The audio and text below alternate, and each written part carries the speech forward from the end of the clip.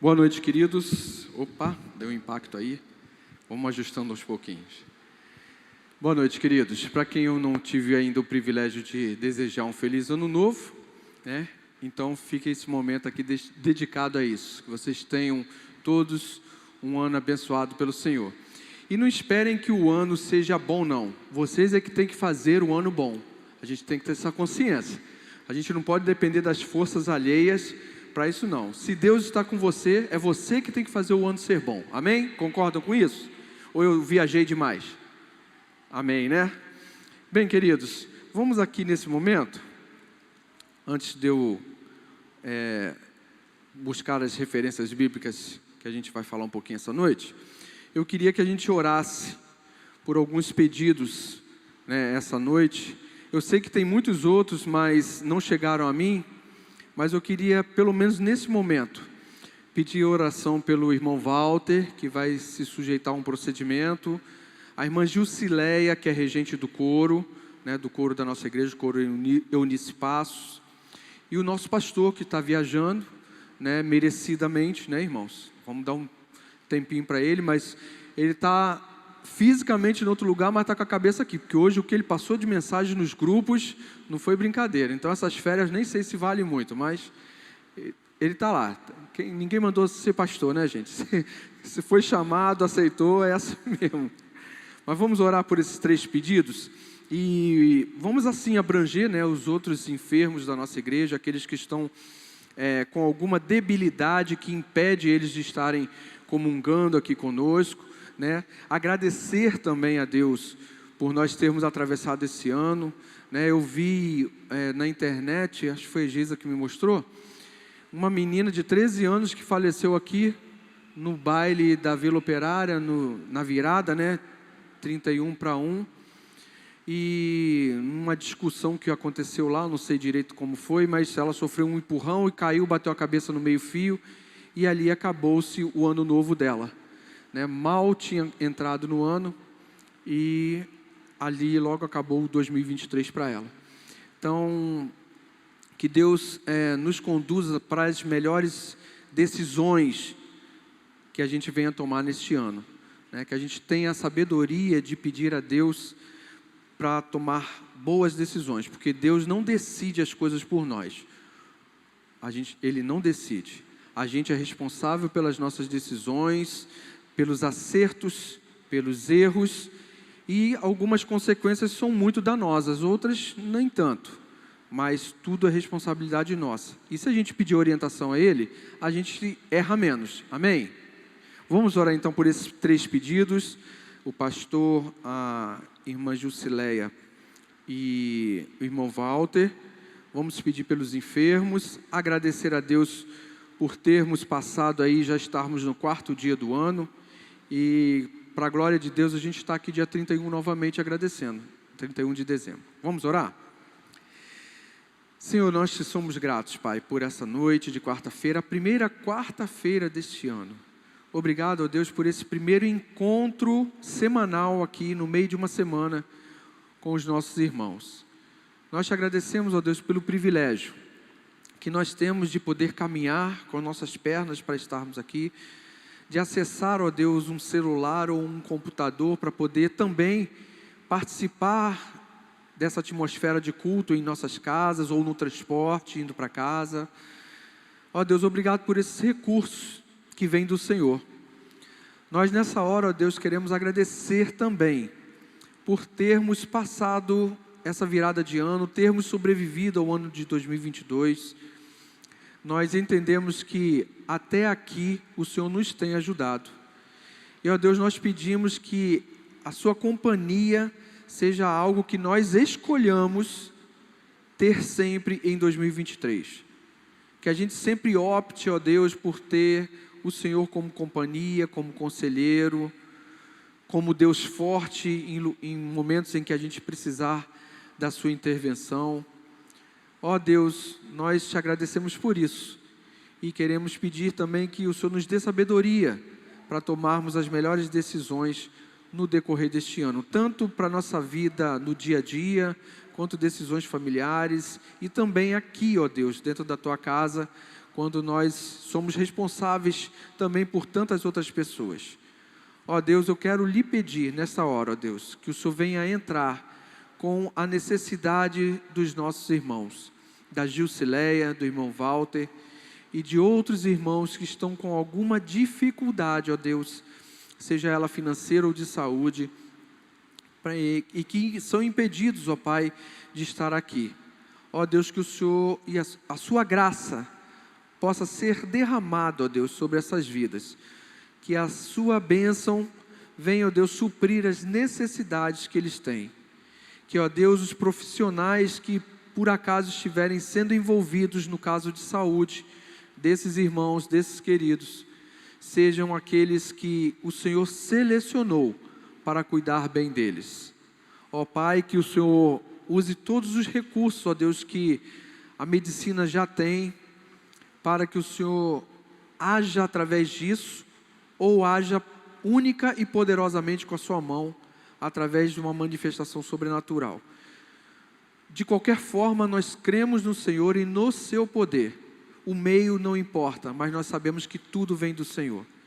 Ó Deus, esteja com esses irmãos, trazendo o conforto e o consolo que eles necessitam. Lhe peço pelo nosso pastor, que está lá, ó Deus, com sua família, gozando de férias, mas ao mesmo tempo, ó Deus, tão preocupado com esse início de ano, esse início de caminhada, ó Deus, aqui com a igreja, pensando nas organizações. Esteja com ele lá, ó Deus, dando a ele um descanso mental, momentos prazerosos com a sua família, com as suas crianças. Nós sabemos que eles têm passado por dificuldades com saúde, com os meninos, e que nesse momento eles estejam desfrutando muito bem, ó Deus, lá, de saúde principalmente. Ó Deus, eu lhe peço que nessa hora, o Senhor fale ao nosso coração, nessa breve palavra que o Senhor nos dará a oportunidade de trazer. E que a sua graça e o seu favor nunca deixe de estar sobre nós, porque nós necessitamos do Senhor, e por isso nós oramos em nome de Jesus. Amém. Bem, queridos, eu queria começar trazendo essa palavra. Eu queria primeiro fazer uma referência de um reality show que eu assisti na Netflix. Talvez para os irmãos não apareçam lá nas sugestões dela, né? Porque é um seriado japonês, né? E ele não está nem dublado para o nosso idioma, ele está todo em japonês, com áudio em japonês, a gente tem que acompanhar com a legenda. E esse seriado, que é um reality show, chama-se Crescidinhos. Crescidinhos. Eu tento fazer a Geisa assistir um episódio, que às vezes dura 15 minutos, mas acaba que o episódio que acaba assistindo ela, porque ela mal começa a ver, já fica... Ela não vê um inteiro, nem de 15 minutos. Mas o seriado é interessante porque traz uma peculiaridade da cultura japonesa, que até então eu não conhecia. Algo muito interessante que faz parte da cultura deles. Os japoneses, vocês sabem que, geograficamente, são várias ilhas, né? Ali embaixo deles, da terra do Japão, e ali mais ou menos naquela região, tem várias placas tectônicas. O que são essas placas? São bases que a terra tem sólidas, né? E sobre elas é que existem os continentes. Inclusive parte do fundo e o leito do mar estão sobre essas placas. Só que ali há uma junção muito grande. Essas placas, de tempo em tempo, por causa da atividade do núcleo da Terra, elas se deslocam. E isso faz com que o Japão esteja numa região muito sujeita a tragédias como terremotos, maremotos, etc. e tal. E quem não lembra, né, acho que foi 2011, que houve um tsunami na Malásia, não esqueci o nome do lugar, mas no Japão esqueci também agora qual foi o ano que teve aquele maremoto gigantesco, né, que entrou e invadiu o Japão, destruiu, eles precisaram reconstruir. E uma coisa muito interessante no japonês é que, apesar de ser um país com alto índice de suicídio, eles têm uma força como é que eu posso dizer? De se reerguer muito grande.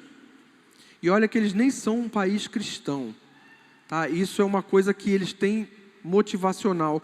E eu, quando vi esse reality show do Crescidinhos, eu comecei a entender um pouco como é que eles conseguem crescer nessa cultura de se reerguer e de entender que eles precisam sacudir aquela poeira e vamos começar a trabalhar de novo para recuperar tudo que nós perdemos.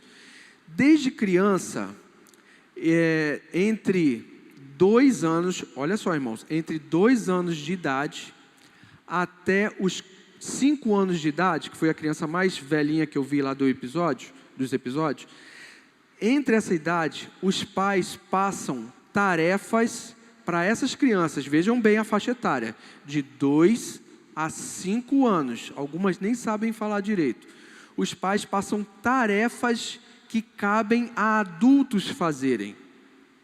Eles lá chamam de tarefas, né? Bom, na dublagem, na tradução, chamado de tarefa, não sei que nome eles dão lá. Mas já é da cultura, os mais novinhos, por exemplo, já sabem que os mais velhinhos já fizeram a tarefa, o pai já passou a tarefa. Então, o que acontece às vezes? Eles pegam uma criança de 3 anos e fazem a criança sair do bairro dela sozinha, tá? Ela sai do bairro, pega um ônibus, vai ao centro de outro bairro mais desenvolvido, vai no comércio, compra uma lista de coisas que os pais mandam comprar, farinha ou coisas típicas de lá. Depois a criança pega o ônibus de volta para casa e entrega aquilo para os pais. Irmãos, as crianças que não conseguem fazer todas as tarefas, chegam em casa aos prantos, com o temor de ter decepcionado os pais. Muitas fazem uma birra para ir, mas depois logo elas se sentem à vontade e vão. E o seriado é muito interessante, porque eles são motivados a dar o melhor que eles podem. É unânime. Toda vez que o pai vai se despedir da criança, ele se abaixa, o pai ou a mãe, e fala: dê o seu melhor. Se você assistir o seriado, essa é uma das frases que você mais vai ouvir. Vai lá, você consegue. Dê o seu melhor. E muitas criancinhas voltam depois, sem falar muito bem, e chegam lá e... mamãe, papai, eu dei o meu melhor? A mamãe vai falar: sim, você deu o seu melhor.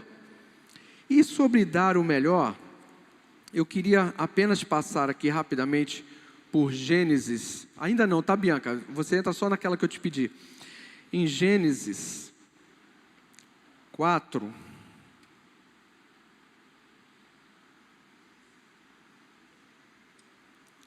não tem como não citar essa referência. Eu não vou lê-la toda, mas aqui a gente está falando sobre Caim e Abel, né? Esse é o primeiro exemplo dentro de uma cronologia, porque eles eram os primeiros seres humanos ainda nessa época, né, aqui na Terra. E lá no versículo 3 e 4, está descrito assim, está narrado assim. A minha Bíblia é a nova tradução na linguagem de hoje, tá, irmãos? Então ela está numa linguagem bem mais popular para a gente entender. Então diz assim o versículo 3 do capítulo 4 de Gênesis: o tempo passou. Um dia, Caim pegou alguns produtos da terra e os ofereceu a Deus, o Senhor.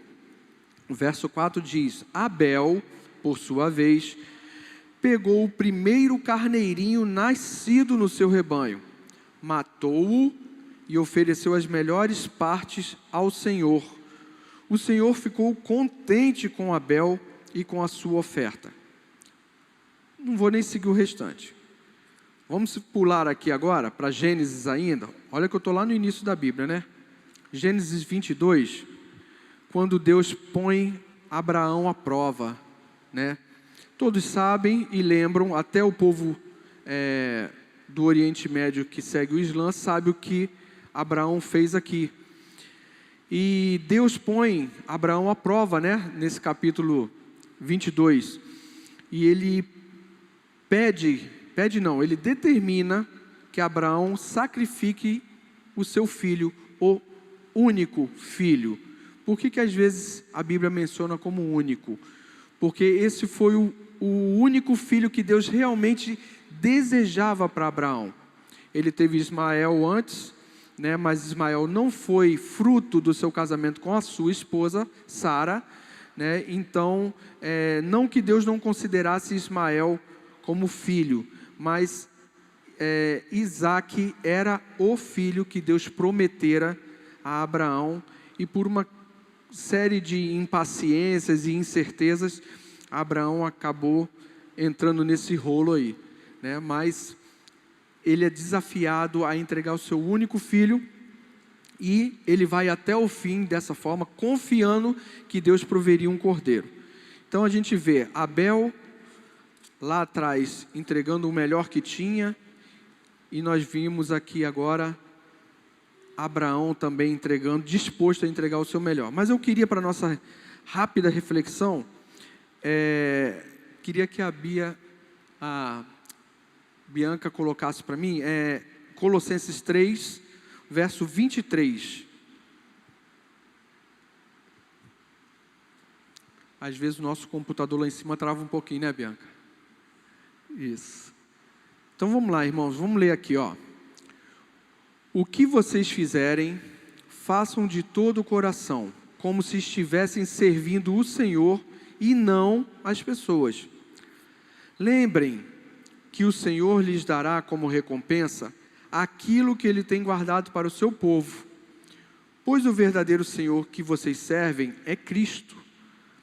E quem faz o mal, seja quem for, pagará pelo mal que faz, pois Deus julga.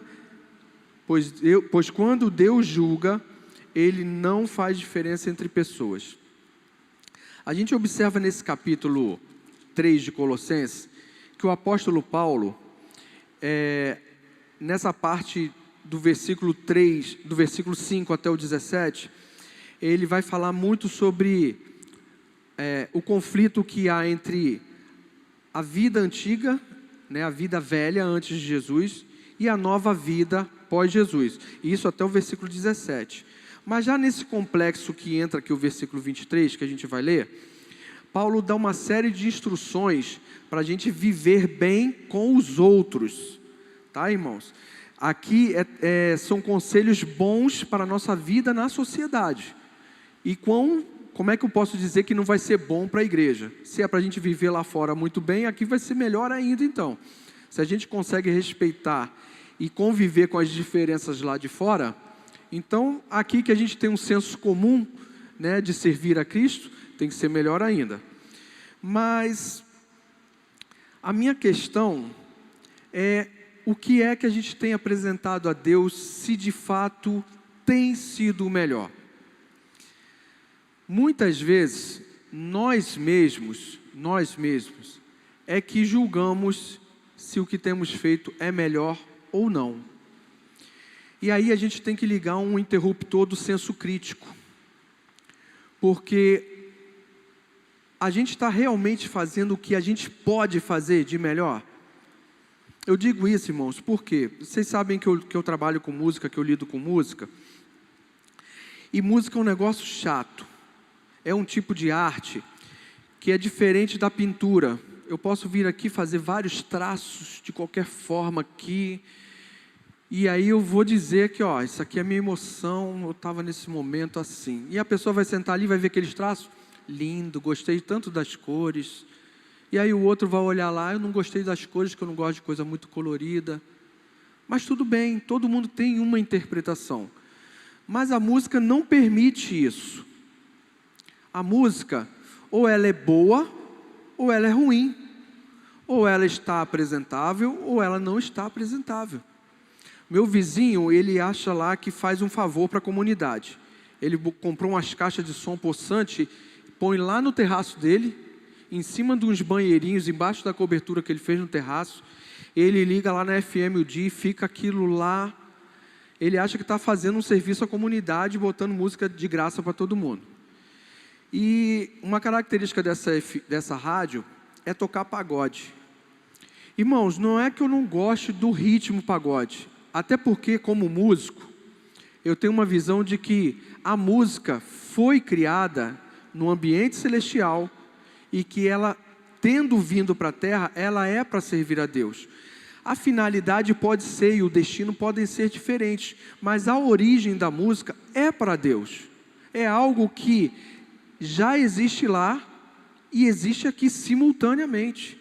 Então nós já temos uma prova do que nós vamos encontrar no céu, que é a música. Mas o racinha desafinado essa galera de pagode. Meus irmãos, eu passo mal ouvindo aquilo lá. Graças a Deus eu tenho um senso, eu sou surdo, praticamente surdo desse ouvido, eu só tenho 30% de audição aqui no ouvido esquerdo. Meu ouvido melhor é esse aqui. Já deve estar perdendo também por causa da idade, mas aqui eu só tenho 30% de audição nesse ouvido. Para vocês terem uma ideia, desse lado aqui, para vocês entenderem como é que eu escuto. Se eu tampar o meu ouvido bom aqui, do lado de cá eu vou escutar assim, ó. Vai estar assim, vamos lá. Vocês estão conseguindo entender direito o que eu estou falando? Conseguiram entender direito o que eu estou falando? É assim mais ou menos que eu escuto aqui. Sons agudos, então, as microfonias, quando dá uma microfonia alguma coisa, eu tampo esse aqui, que aqui eu já estou seguro que ela não me atinge. Agora os sons mais graves eu escuto. Ou seja, Rodolfo, meu ouvido é estéreo. Aqui é agudo e aqui é grave. Eu gosto de brincar assim que me consola. Mas, quando vem essas desafinações, não tem como eu deixar de ouvir aquilo. Eu não escuto letra de música, eu não presto atenção em letra de música, porque o som não me agrada, eu ignoro ele. Mas é impossível quando a coisa desagrada ao extremo. E é muito difícil, irmãos, ouvir algo assim, que incomoda a gente, não pelo volume, mas pela forma que é feita, sabe? É desrespeitoso com o público, né? É desrespeitoso, no nosso caso aqui, com Deus, é desrespeitoso conosco mesmo. Então, não só de música, né? Mas tudo que a gente fizer, a gente está tendo uma nova oportunidade, um novo ano que está começando, de verdade fazermos o que a gente pode fazer de melhor. Seja com música, seja com preparação para trazer a palavra de Deus, seja para ajudar um irmão ou outro na conservação aqui do templo, seja na visitação, tudo principalmente aqui, que a gente vai fazer para servir a Deus como igreja, tudo tem que ser o melhor que a gente puder com as nossas forças. Eu tenho tido algumas experiências não muito boas, mas eu tenho entendido que Deus tem permitido eu passar por essas experiências para que eu cresça e reafirme aquilo que eu já tenho de convicções. Tenho passado algumas experiências com o meu grupo, que tem me entristecido um pouco. E a gente acabou de completar 10 anos em outubro, mas eu sei que Deus está nesse negócio, porque isso tem edificado de alguma forma a minha vida. Sabe, tem sentido que eu de verdade tenho me aproximado um pouco mais de Deus. E quando a gente escolhe se aproximar mais de Deus, irmãos, tem um adversário que trabalha. O melhor psicólogo do mundo é o diabo, irmãos. Ele viu a humanidade se desenvolver todos esses anos. Ele acompanhou a evolução humana. Ele sabe como nós poderemos nos comportar, porque ele teve centenas e milhares de exemplos como eu, como a mim, para poder entender quais são as opções que eu posso ter nas minhas decisões. E ele sabe como me tentar ou como me induzir ao erro, porque ele já estudou diversos casos como os meus. Então, o diabo ele tenta o tempo todo, e quando a gente chega mais perto de Deus, é comprar briga com o diabo. Enquanto a gente está levando mais ou menos, supostamente servindo a Deus, não está incomodando o diabo. Vocês estão entendendo o que eu estou falando, né? A zona do conforto, do comodismo, tá beleza, não está incomodando o diabo, você não está fazendo nada que impacte o mundo, que impacte a sua igreja, então deixa isso quietinho aí, esse não é a minha prioridade. Meu foco é aquele lá que está fazendo, aquele lá que está despertando o evangelismo, aquele lá que está melhorando, está ensaiando mais, é aquele lá que está preparando sermões maravilhosos, é aquele que tem orado mais. Ele desvia o foco, você sai do foco dele. Casualmente ele vai fazer alguma coisa, mas você sai do foco dele. E eu tenho experimentado Deus dessa forma, e Deus tem me colocado algumas coisas, alguns pontos que eu preciso rever, né? Se dedicar a Deus não é só uma questão de tempo, mas é uma questão de esforço, é uma questão de busca nele e dele, né?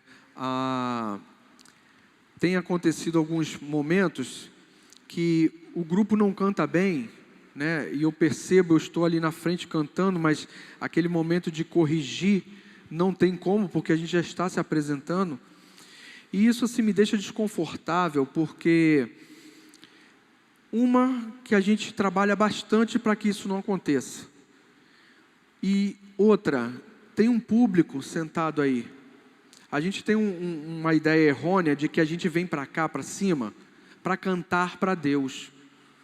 Isso é errado, esse pensamento é errado. Eu não estou aqui para cantar para Deus.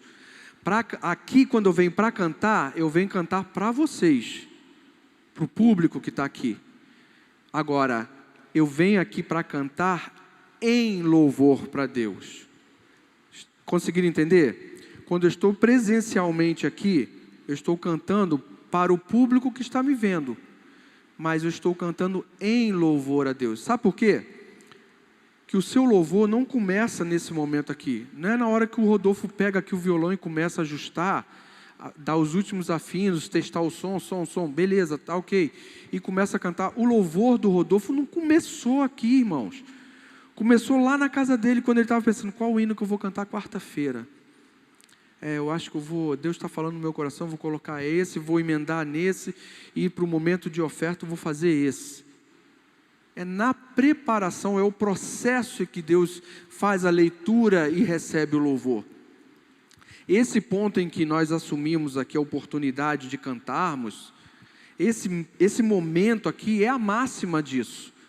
Mas o louvor começa algo muito anterior, é algo que vem da intenção.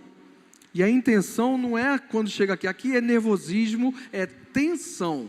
Aqui não tem mais intenção, aqui tem tensão. Porque você começa a se preocupar com aqueles que vão receber o que você vai cantar e a forma que Deus está recebendo, junto esses dois, tá? Mas a gente precisa entender isso, que quando a gente está aqui, a gente tem uma responsabilidade com quem está aí, né, assistindo. Então, eu tenho vivido isso e tenho entendido que eu preciso melhorar em muita coisa ainda. Léo, eu preciso melhorar em muitas coisas. E talvez o que eu pensasse e tivesse uma ideia de estar dando o meu melhor, apesar de eu dedicar muito tempo, eu não venho dando.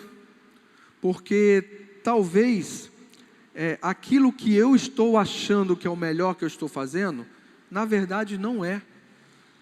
Então a gente precisa entrar nesse conflito, sabe? Não dá para ficar de fora dele. Tudo aquilo que você vai fazer, principalmente para Deus, olha só que o apóstolo Paulo, ele aqui está dizendo o seguinte, olha só.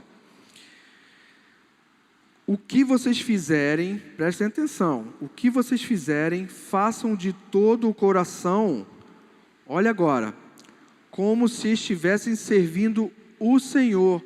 Vocês estão vendo que Paulo aqui, ele não está falando tudo que vocês fizerem para o Senhor, não, ele está falando tudo que vocês fizerem, façam como para o Senhor. Quando eu estava trabalhando, não vou dizer desempregado, porque eu estou trabalhando no reino, então desempregado eu não estou. Eu não estou trabalhando de carteira assinada. Mas quando eu estava empregado, eu lembrava muito desse versículo, porque eu trabalhava num setor de muita pressão psicológica e poucos recursos e muita cobrança. E eu ficava muito preocupado não de agradar o meu chefe, mas de cumprir essa ideia. Eu vou trabalhar aqui como se eu estivesse trabalhando lá na igreja, como se eu fosse fazer as coisas para Deus de forma zelosa. Porque eu estou sendo remunerado para isso. Quando alguém chegou para mim, sentou na entrevista e falou, olha, o trabalho é esse, eu podia ter dito, não, eu não quero.